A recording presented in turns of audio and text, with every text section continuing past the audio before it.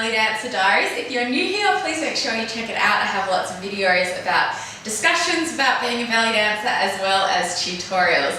So make sure you subscribe if you like what you see. Click the little bell next to the subscribe button so you can be notified of when new videos are released. And if you enjoy this video, make sure you please give it a thumbs up.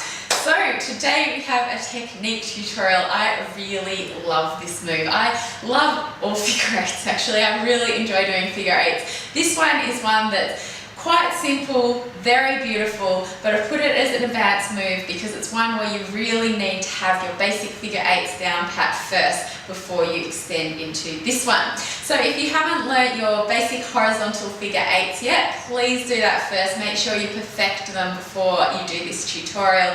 Check with your belly dancing teacher as well to help you get those moves perfect, because that is one of the most common moves in belly dancing, so you really want to be able to do it properly before you move into other versions so that you don't get confused between them.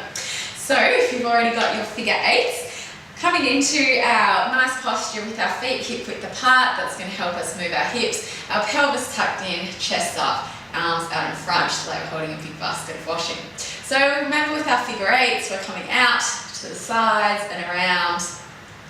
All we're doing in this move is lifting up one foot and then the other. So I learned this move from Farida Fahmy. It was for a Mwasha Hut choreography and I instantly love it. I use it often. So very simple, what we're doing. From the side, I'll show you.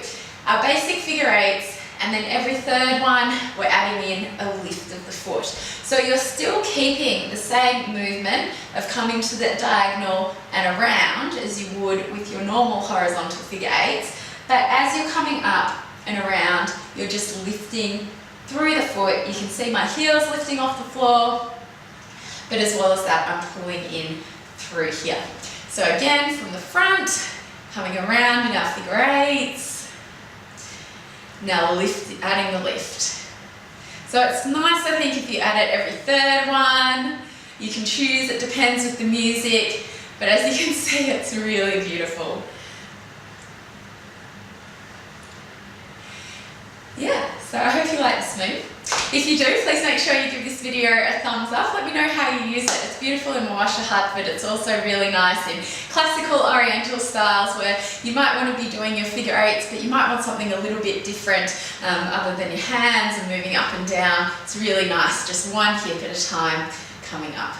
So if you've liked this video, please make sure you give it a thumbs up. You can also join our Facebook group, Shimmy Shakers, which is all about technique. So if you're a technique geek like me, please join us. It'd be great to have you in our discussions about belly dancing technique. And as always, happy dancing.